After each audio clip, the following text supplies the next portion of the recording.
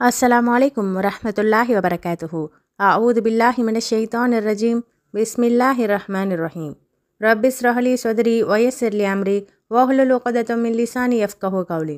அளவற்ற அருளாளனும் நிகரற்ற அன்புடையனுமாகிய அல்லாஹ்வின் திருப்பெயரை கொண்டு ஆரம்பம் செய்கின்றோம். நாம் குர்ஆன் கூறக்கூடிய ரகசியங்கள் அப்படிங்கிற தலைப்பில் பல விதமான உயிரினத்தை பற்றியும் பறவைகளை பற்றியும் தெரிஞ்சு வரோம். இன்றைய பதிவில் நாம் காணக்கூடிய உயிரினமானது கரையான். இந்த கரையான் அப்படிங்கிறது ரொம்பவுமே அற்பமான ஒரு சின்ன உயிர்.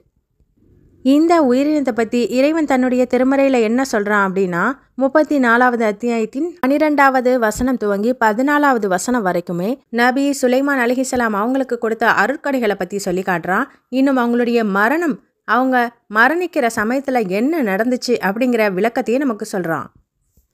தாவூத் அலைஹிஸ்ஸலாம் அவங்களுக்கும் அவங்களுடைய மகனான சுலைமான் அலைஹிஸ்ஸலாம் அவங்களுக்கும் அல்லாஹ் பல அருட்கொடைகளை ஏற்படுத்தி அவங்களுக்கு செம்ப ஊற்றாக கொடுத்து அதனை மென்மையாக்கி இன்னும் பறவைகளுடைய மொழி பேசுறது, காற்றை வசப்படுத்தி கொடுக்கறதுன்னு பல சான்றுகளை அவங்களுக்கு அற்புதமாக நிகழ்த்தி வசப்படுத்தி கொடுத்தான். அந்த வகையில் ஜின்களும் சுலைமான் நபிக்கு கட்டுப்படணும் அப்படிங்கிற அடிப்படையில் அந்த ஜின்கள் சுலைமான் நபிக்கு கட்டுப்பட்டு அடிமையாக வேலை செய்யணும் அப்படிங்கிறதும், அதற்கு புறம்பாக மாற்றமாக நடந்தால் அவங்கள வேதனை செய்வேன், நரகத்தில் போடுவேன் அப்படின்னு இறைவன் அந்த ஜின்களுக்கு கட்டளையிட்டிருக்கான்.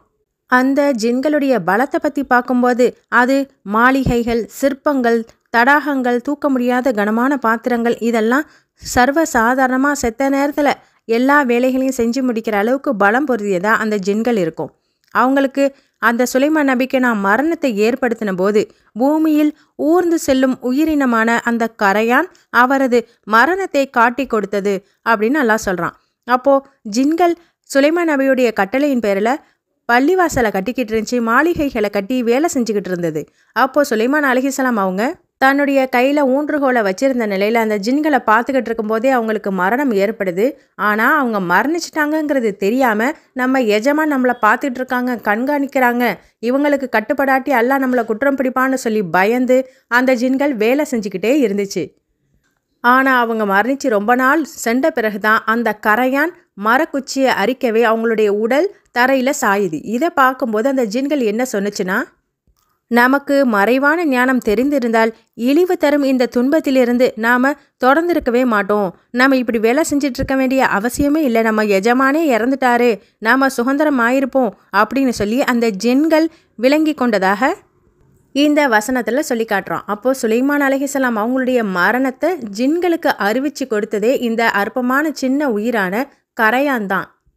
ஆக சுலைமான் அலைஹிஸ்ஸலாம் அவங்களுக்கு ஜின்களை வசப்படுத்துகிற அளவுக்கு ஜின்களை கட்டுப்படுத்தும் ஸ்பெஷலான பவர் கொடுக்கப்பட்டுச்சு அப்படிங்கிறதும், அந்த தூதர் மரணிக்கிற வரைக்குமே தனக்கு ஸ்பெஷல் பவர் இருக்குது, நான் மறைவான ஞானத்தை பெற்றிருக்கேன்னு அந்த ஜின்கள் நினச்சிருந்துச்சு. ஆனால் அவங்களுடைய மரணத்தை கூட நம்மளால் அறிஞ்சிக்க முடியலையே, இந்த இழிவான அடிமைத்தனத்திலேயே இவ்வளோ நாள் இருந்திருக்கமே நினச்சி அந்த ஜின்கள் வருத்தப்பட்டு கவலையுற்ற செய்திகளை இறைவன் சொல்கிறான்.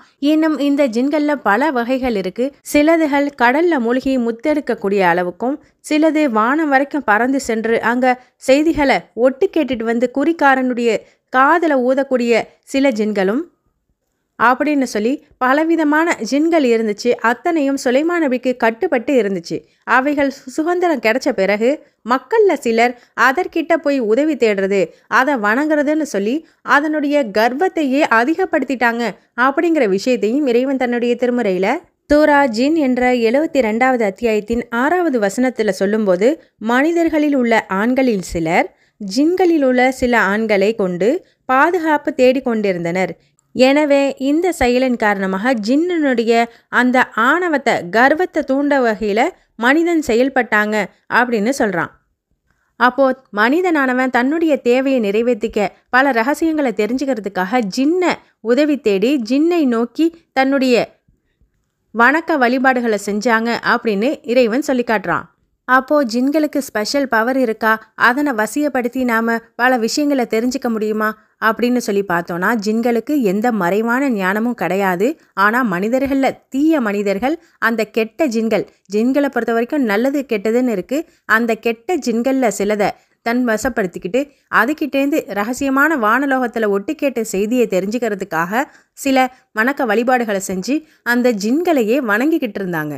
இதை குறித்தும் அல்லாஹ் தன்னுடைய திருமுறையில் 34வது அத்தியாயத்தின் 40, 41 ஆகிய வசனத்தில் ஒட்டுமொத்த சமுதாயத்தையுமே அல்லாஹ் மறுமையில் ஒன்று திரட்டி அவங்கள விசாரிக்கிற நாளையில் உங்களைத்தான் இந்த மக்கள் வணங்கிக்கிட்டு இருந்தாங்களா அப்படின்னு வானவர்களை பார்த்து கேட்கும்போது வானவர்கள் சொல்லுவாங்க, இல்லையா ரப்பே, நீயே தூயவன், நீயே எங்களுடைய பாதுகாவலன், இவங்களுக்கும் எங்களுக்கும் எந்த சம்பந்தமும் இல்லை, மாறாக இவர்கள் ஜின்களையே வணங்கி வந்தனர், இவர்களில் அதிகமானோர் அவர்களையே நம்பினர் அப்படின்னு வானவர்கள் சாட்சி சொல்லுவாங்க. அப்போ மனிதர்கள் வானவர்களை வணங்கலை, மாறாக வானவர்கள்னு நினச்சி ஜின்களை தான் வணங்கி வந்தாங்க. அந்த ஜின்கள் ஒட்டு கேட்ட செய்தியை அந்த மக்கள்கிட்ட சொல்லி உதவி புரியக்கூடிய காரியத்தை ஈடுபட்டுச்சு. இப்படி உதவி செஞ்சதின் மூலம் அந்த ஜின்கள் தன்னையே பெருமையாக கர்வத்தோடு நினச்சிக்கிச்சு அப்படிங்கிற விஷயத்தை நமக்கு அல்லாஹ் தெளிவுபடுத்துகிறான். இந்த விஷயம் நமக்கு புதுமையாகவும் ஆச்சரியமாகவும் இருக்கலாம். ஜின்கள் வணங்கப்படுவதா? யார் ஜின்னை கும்பிடுவாங்க அப்படின்னு பார்த்தோன்னா, மித்த பிற மதங்களில் ஊரை காக்கிற எல்லை சாமி அப்படின்னும் கருப்பு சாமி, காளியாத்தான்னு சொல்லி பல தெய்வங்களை வணங்குவாங்க. அது மக்கள் மத்தியில் இருக்கக்கூடிய கடவுள்கள் போல அல்லாமல் ஊர் ஒதுக்கியும் தனிமையில் இருக்கக்கூடிய சில தீய சக்திகளாக வலம் வரக்கூடிய தெய்வங்களாக இருக்குது. இவைகளெல்லாம் ஜின்கள் இனத்தை சேர்ந்தது. ஜின்கள் இத்தனை காலமும் அடிமைத்தன்மையில் சுலைமான் அலைஹிஸ்ஸலாம் அவங்களுக்கு கட்டுப்பட்டு வாழ்ந்துட்டோன்னு சொல்லி அவங்க மரணத்துக்கு பிறகு அவையெல்லாம் சுதந்திரமாக்கப்பட்டு மக்களுக்கு உதவி செஞ்சு மக்களுக்கு தீமையான விஷயத்தை கற்றுக் கொடுக்கறதுன்னு சொல்லி இந்த மாதிரி செயலில் ஈடுபட்டுச்சுங்கிறத நம்ம தெரிஞ்சுக்க முடியுது. இன்னும் நபி ஸல்லல்லாஹு அலைஹி வஸல்லம் இந்த ஜின்களை பற்றி சொல்லும்போது புகாரியில் 3423வது செய்தியில், நான் தொழுதுகிட்டு இருந்தேன், அப்போது மூர்க்கத்தனமான ஜின் ஒன்று எனக்கு தொந்தரவு கொடுத்துக்கிட்டே இருந்துச்சு. ஆகையினால அதனை வசப்படுத்துகிற சக்தியை அல்லாஹ் எனக்கு ஏற்படுத்தினா.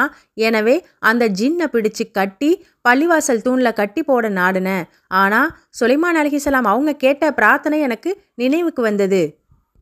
அதாவது 38வது அத்தியாயம் 35வது வசனத்தில், என் இறைவா, என்னை மன்னித்து விடு, எனக்கு பிறகு யாருக்கும் கிடைக்காத ஆட்சியை எனக்கு வழங்கு, நீ வல்லன் அப்படின்னு சொல்லி சுலைமான் நபி அவங்களுக்கு மட்டுமே கேட்ட ஸ்பெஷலான இந்த பவர், ஜின்களை வசப்படுத்துகிற சக்தி அவங்களுக்கு மட்டுமே இருக்கணும்னு கேட்டுக்கிட்ட துவா எனக்கு ஞாபகம் வந்ததுனால அந்த ஜின்னை நான் விட்டுட்டேன். இல்லைனா அதனை கட்டி போட்டு உங்களுக்கு காமிச்சிருப்பேன் அப்படின்னே நபி அவங்க சொல்கிறாங்க. ஆக ஜின்களை வணங்குறதோ அதுக்கிட்ட உதவி தேடுறதோ கூடாது. அப்படி யார் அதனை தேடி சென்று அதுக்கிட்டேருந்து தீமையான விஷயத்தை கற்றுக்கிறாங்களோ அது தன்னோட சேர்த்து அவங்களையும் நரகத்தில் சேர்த்திடும். ஜின்களுக்கு ஒருபோதும் மறைவான அறிவு கிடையாதுங்கிறத அல்லாஹ் இந்த கரையான் அப்படிங்கிற சின்ன உயிரினத்தின் மூலம் சுலைமான் அலைஹிஸ்ஸலாம் அவங்களுடைய மரணத்தை காமிச்சு கொடுத்த சம்பவத்தின் மூலம் நமக்கு தெளிவுபடுத்துகிறான். இன்ஷா அல்லாஹ் இந்த பதிவு உங்களுக்கு பயனுள்ளதாக இருந்திருக்கும்னு நம்புகிறோம். வரக்கூடிய நாட்களில் வேறொரு உயிரினத்தோடு உங்களை சந்திக்கிறோம். அஸ்ஸலாமு அலைக்கும் வரஹ்மத்துல்லாஹி வபரகாத்துஹு.